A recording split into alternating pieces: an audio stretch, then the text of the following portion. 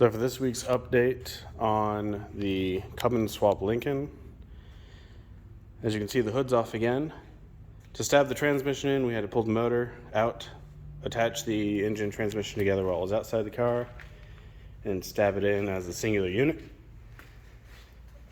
Also have the Hydro Boost power steering pump installed and plumbed up, but I'll probably pull some of the lines off, shorten them, clean everything up a bit. Here's the factory Hydro Boost for the Lincoln. It's also 4-wheel disc brake.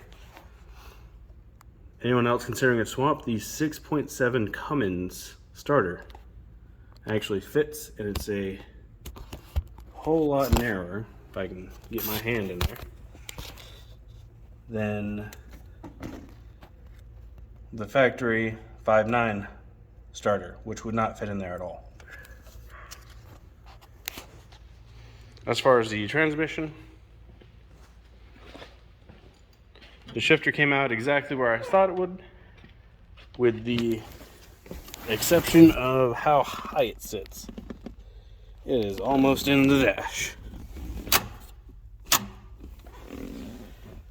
But our solution to that is this heim joint here will be set up as a remote shifter. It'll be set up right here for me. As far as the fuel system being plumbed up, we have the XDP fuel barb, I think it's called, basically mounted to the bottom of the tank.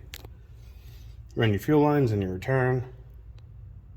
And this is 1/2-inch fuel line going to 1/2-inch stainless, running along the frame of the car on the between the wheels.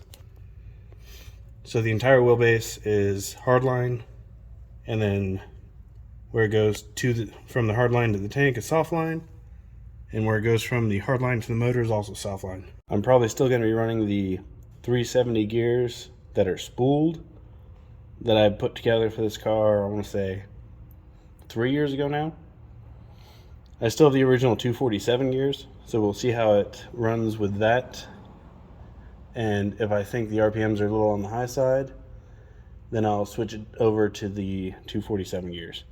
So the plan for the rest of the weekend is to weld in the motor mounts, weld in the transmission cross member, and measure for a drive shaft. After that, we should be able to at least start it and move it under its own power. And cooling system, I have a 4-core radiator for like a 70s model C20.